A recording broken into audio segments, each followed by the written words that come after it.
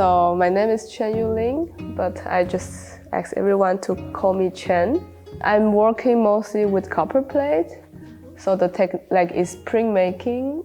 In English, it's called Intaglio. So I basically use copper plate as a material, as a print medium. With woodcut, you print on the wood, and you print with the wood. And with Intaglio, you can print with copper plate or zinc plate or plastic plate also. Yes. But what is printmaking? I think it's just in a way, like meditation, I would say, because printmaking requires a lot of body work, and it takes a lot of time and patience. So I think in a way it's meditation for me.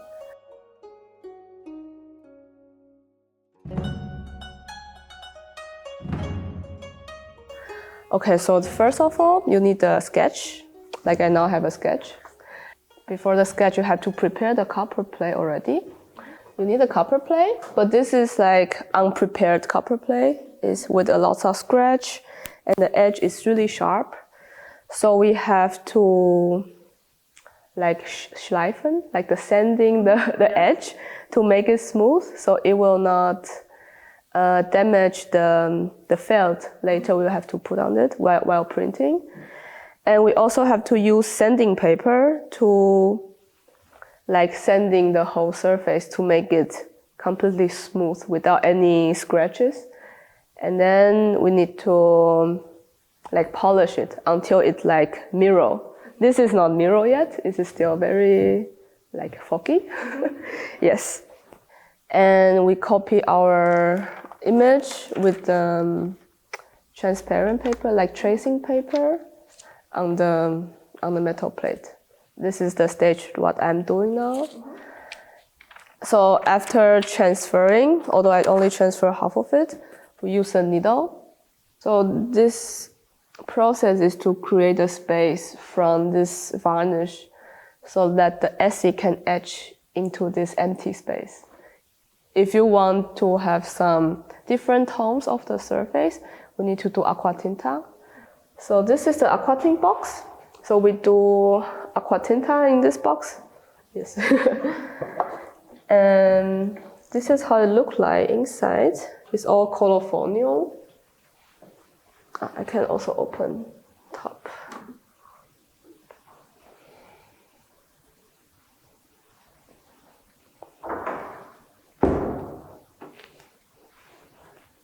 Yes, that's how it looks like.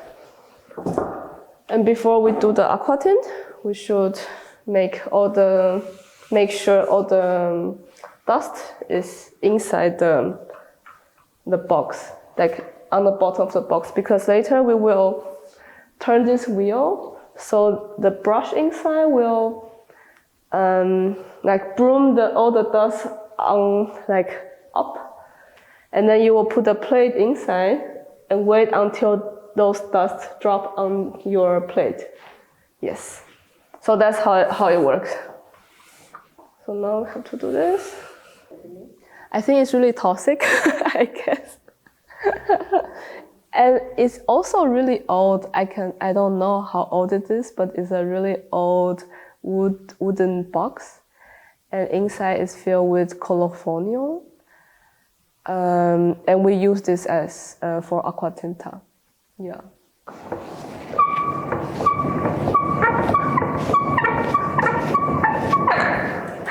Okay. And while it's still very dusty inside, you put the pizza plate inside the box and close it. Wait around 6-7 minutes until all the dust are on your plate. And then afterward, you have to take it out very carefully because the dust is really sensitive to the wind. Sometimes when you walk a little bit faster close to the plate, the dust will just blown away, and you have to do it again. Yeah. And the more time you etch, the darker tones or more saturated tones you will get. So I already make the acid into the right baume, biometer, I guess.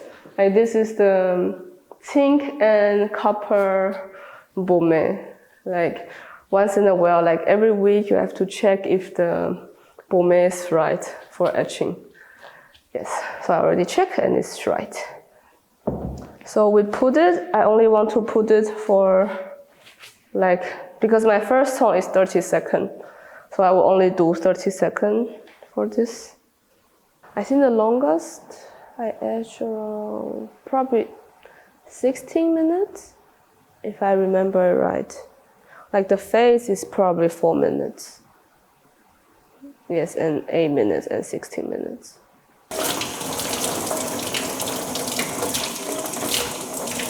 So just have to wash until it doesn't have any yellow liquid on it, until it doesn't have acid actually, yes. I think actually etching is not so long because the maximum time for the etching is like 30 minutes, maybe like plus some washing time, like 40 minutes. But like drawing the line and to decide which tones you want to use on the picture, I think it takes quite some time. So this plate, I do probably 1.5 weeks or 2 weeks. Okay. Yeah, but like that big one, I think from the sketching till like finishing the edition, I think it took 2 months, because it's really big and it feels like really different from the small plate. And also I have 2 plates for that print, so it means I have to prepare 2 plates.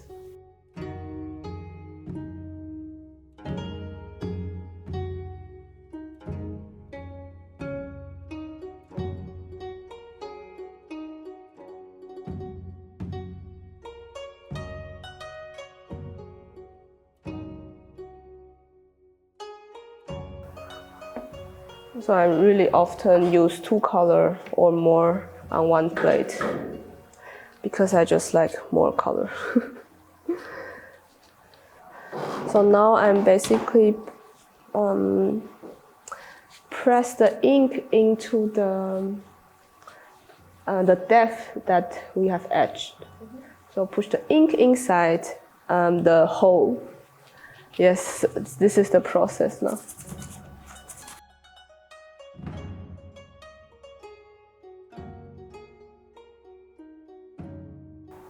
So I'm doing the viscosity preparation. Normally as a background, I will put quite some transparent medium to not let it be too dominant. So I put transparent metal and oil.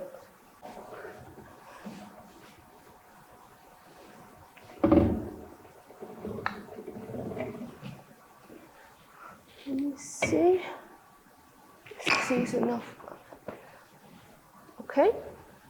Should I? Okay, good. I hope it's successful. Good. It's okay. So viscosity print is basically you have one plate with already etched surface, and then you use the roller and put another layer of color on top of it. So you can create more color tones on one plate.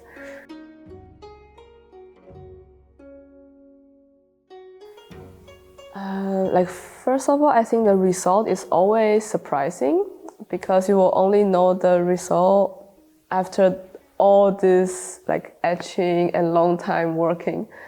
So I think that is one of the magic moments.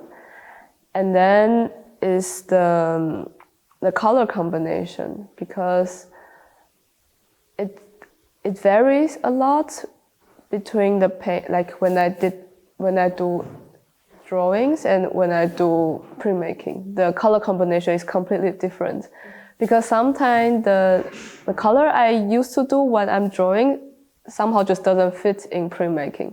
And in printmaking, I can use some color that I normally don't use when I'm painting, and it creates a very nice vibe in the printmaking. So I think that's also why I really like printmaking, because it always gives me some surprise.